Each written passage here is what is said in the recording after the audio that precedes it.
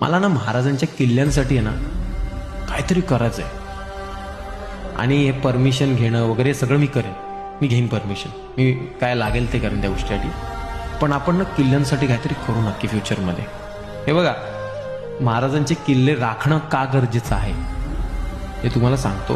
की कदाचित तुम्हाला असं वाटेल की यार किल्ले एवढे तुटायला वगैरे आलेत, आपण करून करून किती काय करणार आहेत. तर आज जी माणसं करतात ना किल्ले संवर्धन वगैरे, ते आजसाठी नाही करत आहेत. ते तुम्हाला कळायला पाहिजे, आपल्या पुढच्या पिढीला कळायला पाहिजे महाराज कोण होते. छत्रपती शिवाजी महाराज, छत्रपती संभाजी महाराज, त्यांचे मावळे काय होते, त्यांच्या मावळ्यांनी काय केलंय, त्यांच्या मावळ्यांमध्ये कशी एकी होती, ते कसे युद्ध लढले, ते कसे जिंकले, दुसऱ्या जातीच्या व्यक्तीचा पण आदर कसे करायचे, परस्त्रीला बहीण मानाचे, हे सगळे त्यांचे जे गुण आहेत ना ते आपल्या पुढच्या पिढीत गेले पाहिजेत.